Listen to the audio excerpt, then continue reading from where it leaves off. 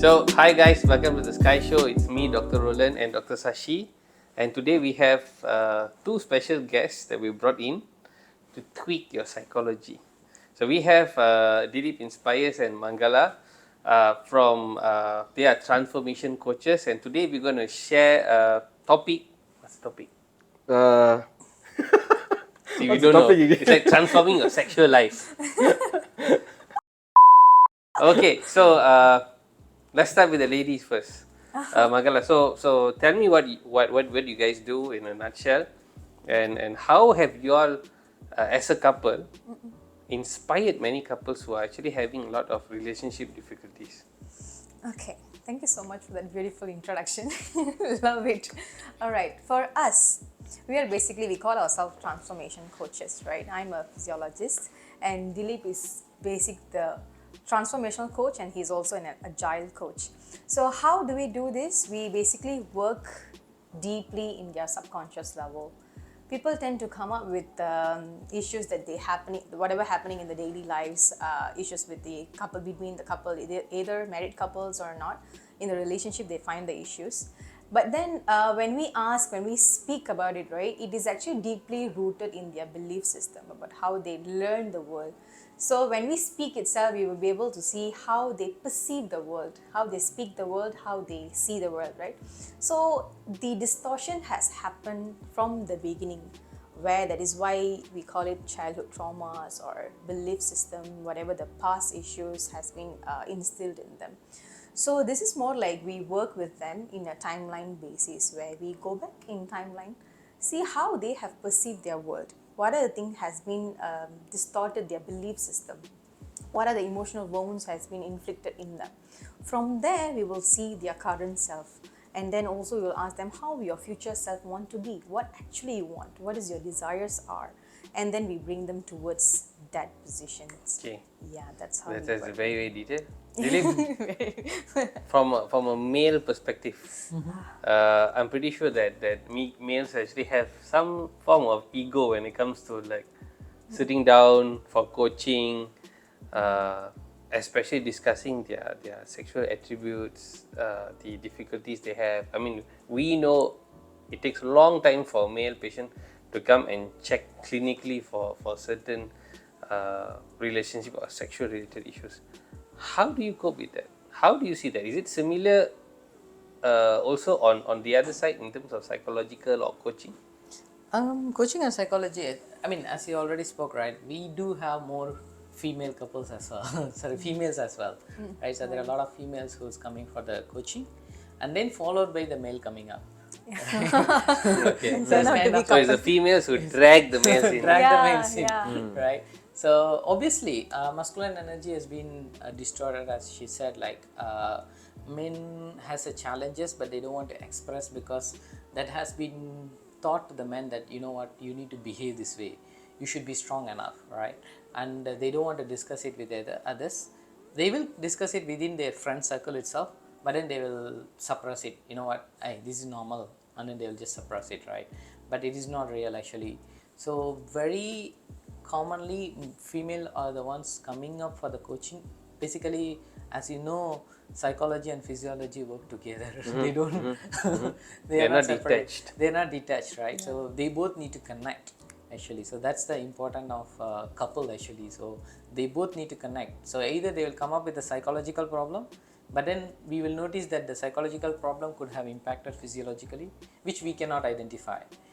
Which even we realize that after coming and speaking with you guys, that, oh, you know what, this is same as this, but it is just that form of expression is different. It's coming in psychological level, it's coming in physiological level, right? So I think when it comes to men, I mean, if we just roughly going to put it out there, women are more in touch with their emotional aspect, and for men, once the physiological aspect gets affected, that's when they come and see us. Yeah, that's what I think. Yeah. Right, so I think that itself would is a benchmark to see like why women come more often. I mean, they are the initiators of therapy and sessions and all those to go into the deep-seated aspect, the mind as well, in the first place. Whereas men, once they feel it physiologically something is different and something is wrong, that's when they come and seek help with correcting this physiological issue which is going on. So I think that's the difference probably. Yeah, that could Yeah. be true, because that's when they will start to get, probably men, probably they measure it, the threshold is about anything happen physiologically. Yes. But in case of women, their threshold is nothing but Emotional. emotional. Yes. Easy to detect at first, right? Yes, that's how it is. So you can actually relate it very simply. See, men are very focused in terms of physical strength. I think we go to the gym and everything. It's always like how many kgs, how many squats, how many kilometers. Supposedly, strength. Yeah, but in terms of like when you look into the emotional energy, females have much more of that emotional endurance. They have that. But there is a distortion happened recently, right? So what we see is like initially we were seeing like a man, women, right? But if you notice, I'm more of like a feminine man. Mangala is more of like a masculine woman. Okay. So which means Mangala's energy is more of like a masculine driven energy. My energy is more of like a feminine energy, where it's kind of like taking a pause and seeing it clearly, right? Again, it goes back to I'm more emotional and she's more measurements based, right? So Okay.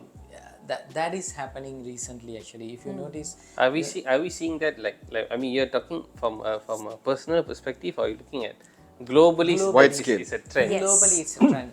Dilip, if you're looking at the male masculinity, and we also have females who are actually in masculine inclined jobs, is this disturbing their relationship, and is also affecting fertility for them? We see it from the fertility perspective, biologically yes, but psychologically, in terms of coaching, what you all face and what you suggest to do. Okay, so as you spoke very clearly, right? Because we are all driven by a goal, right? We are all driven by a goal because the masculine energy is driven by a goal. We don't really, when I say masculine, feminine, let's not take sides, right? Both not are about important. gender. Both are present. Both are Both are present. present. Both are present. The both are present. That is going to bring a relationship actually, right? They both need to be in the relationship. If it is driven by more of masculine energy, what is happening in these days is sometimes some men is, if let's say the man is an abuser, right? So abuser doesn't mean that always they beat the women, and then that is not abuse only. It's an emotional abuse also, as you said, right? So the men are more passive aggressive. They are still in masculine energy, but they are passive aggressive. And then what women taking up is they taking up the charge, and then they, oh, you know what, it's okay, I'm there for you, and then they take up the masculine role, right? And this guy, he is also in masculine role and she's also in masculine role, but he is in passive mode, but he's in active mode. Okay. So they both are connecting into a relationship. What will happen in that time is that the woman is taking care of everything, from finance, emotional support, from She has to be the financial, provider. yeah, she has to be the provider. She has to be spiritually supportive, and she has to take care of the kid as well, and take care of the job as well. The boss or manager will be like questioning them if the performance goes down, and here mother-in-law, father-in-law, or their father itself will be questioning a woman. So that is being a big challenge now. So the women are like more driven to understanding what is happening to them emotionally, but what they don't see is their capacity is being driven by masculine energy actually. So they don't have enough capacity actually. It's more like energetically they are switching themselves to play another role. They don't have time to really tap into their energy of receiving, taking a pause, visioning about things, how it's going to be. No, but they are more on doing things. They have to be driven. They can't take a pause. They have to be like, okay, what's next? What's tomorrow? That's when even their cycles, their menstrual cycles will be affected as well. The body energetically, it's confused. Am I supposed to play this role or the other one? That's when they will see PCOS issues and also growth of hairs over the body and all these things, and they will be skipping their menstrual cycles. At the same time, when it comes to fertility, they are not really available for that. Our body is more like in the fight and flight response, which is not giving the safe space to have a comfortable sex or having a baby. Yeah. Yeah, so it really makes sense. Sometimes a lot of us, I think, physicians are so focused on just laboratory diagnostics, but we tend not to look into the psycho emotional perspective of what's actually happening, and that actually translating to the mind, and then into the physicality, and then whatever we're seeing signs, clinical signs, are just actually as a form of representation of what the mind is journeying that whole process. But it's happening other way around nowadays, right? Because clinically, every time you are testing, what is happening to even Mangala's case, it's like that. My few cases also like that. So menstrual cycle, we're talking about menstrual cycle. So people are conditioning their menstrual cycle, saying that, oh, in the day 1 I'll be like this, day 2 I'll be like this, day 3 I'll be like this. They wanted to condition themselves, saying that, you know what, I will behave like this, emotionally I'll be like this, but they're not being in the present moment. It could be happened on their teenage time, but now their body could have been adopted and evolved and changed, but people are not adopting to it. They always stick to the knowledge. So what they are generating now, before even the pain comes in, they are generating psychological pain, and then they are feeling comfort with that pain because they are already immune to it, making peace with that future, and then on that moment, if it is pain, they will be happy. Wow. It is okay for me to be in this mood and feel like this and talk like this and behave like this because this is normal. The condition they're talking about.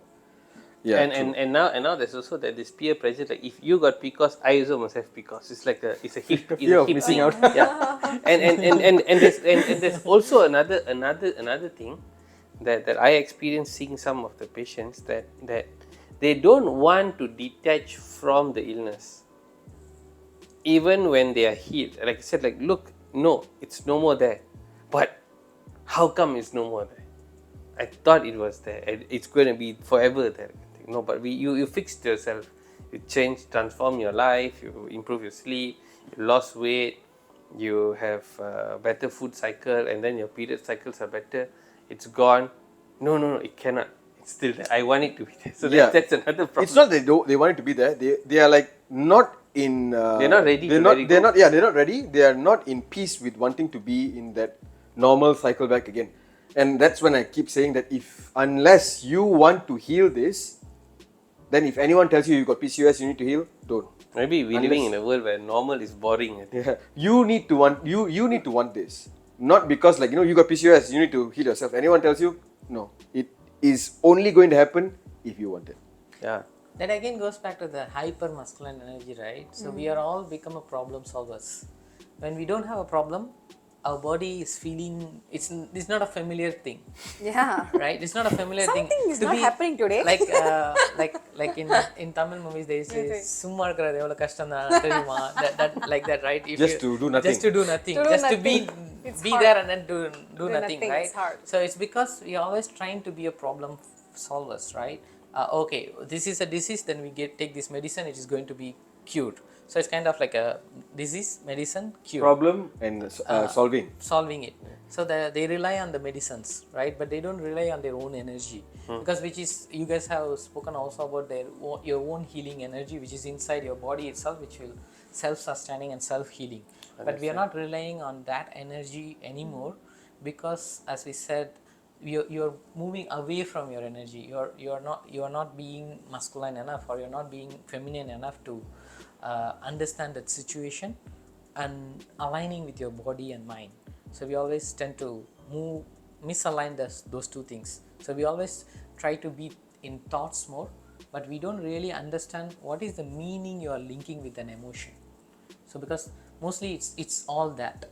If you are having a meaning for that emotion, and that meaning is coming from your past story, right? So you always have that meaning. So if that meaning is not there in your current life, that means something wrong. Okay, so I heard you guys are having a couples retreat. Can you just tell us more, tell our followers more about this event? So the couples retreat is specially curated for couples who really wanted to grow in their relationship, who really wanted to understand the dynamic in their relationship.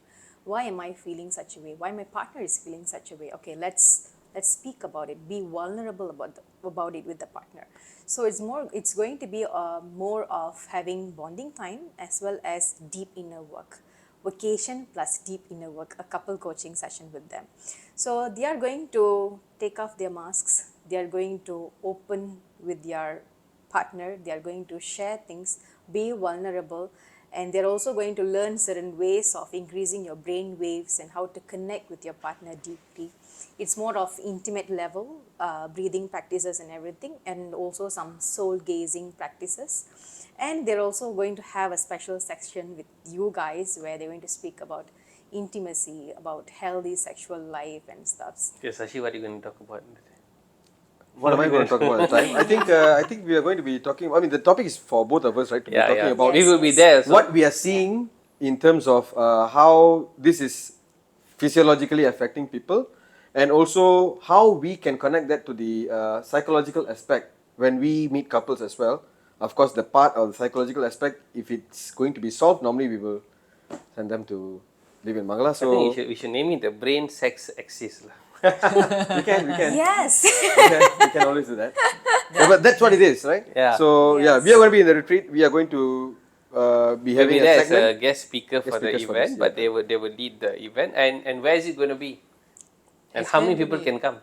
Okay, we have 10 seats only for 10 couples. We want to make it very, very small circles to have a safe space and do deep inner work with everybody. It's going to happen in Bentong, the Waterway Villa, on 6, 7, and 8 October. 3 days, 2 nights. Okay, so any last words before we wrap up this session? Do you have any? Speaking of brain sex, right? Obviously, brain sex is the limiting thing these days, because we all tend to think that brain sex means it's like watching porn and then Oh, okay. imagining it and then doing it. Yeah. No, it is not actually. It's not really real sexual life. Sexual life is more deeper than that, where you connect with the partner emotionally, physically, and also being intellectually and understanding each other, and also going deeper spiritually also, right? So that is how the sex life can nurture actually. So we are coming up with a lot of like again she said that mask, and people are very afraid of removing that mask. Don't be afraid. Yeah. We are there to help you. Yeah. And so far whatever the track record we had, we never had any issues in that couple sessions. Either they want to connect together as deep as a couple, or they separate in a way with a conscious separation, right? Yeah, So yeah. that is what Mindful. happening in our session. So that's why we brought this couple retreat. I see. Mangala? Yeah, it is our dream project actually to connect couples, to give them a safe space, and then to elevate their relationship and ways of living. Actually, there are many ways of living. As he said, that 5 levels, we will be addressing that 5 levels between the couples, and then they will be seeing their true desires. We will have some special gifts, and we will have some special vision work together as couple. You're going to create that for you, and you're going to take back that, and you'll be receiving guided meditation audios for the brain waves and a lot more there. Visit our page and you'll see all those information. Okay, And we will also definitely provide the page links. Yeah. And also we incorporated whatever we have discussed, physiological elements to it, because that is most important as well. It's not about only us. Yeah. It's a team actually. So Yeah. we are very grateful for your input actually. So that is where we were able to see deeper problems, because the deeper problems we never talk about the intimacy problems, right? Because the intimacy problem is a very important element, but then we will be finding fault in Other how they areas. washing these dishes, how they throwing rubbish. Yeah. All those things is not a problem. The much deeper problem is there, so which we don't recognize. Shashi? Who would have guessed that throwing rubbish could be? Yeah. So this is the first time you guys doing this, right? This is your first retreat. Yes. Fantastic. So I am sure there's many more to come from this, and there's space for 9 more couples. So guys, don't hang out too long. Like, if you wanna make some improvements or change something that you don't like, I think this is a great chance to do that. And I think with that said, So thank you once again. So this is part of what we do also. So when people who have difficulties biologically, we start seeing all the blood reports, but then we start seeing that look, the body is just beyond just the physical. There's also the mental and spiritual position that we need Aspect, to help, and then we get you to see couple coaches like them who can actually help you even deeper into that relationship. So that's it from us. Thank you so much for joining. We'll see you in the next time in the Sky Show. Ciao. Thank you.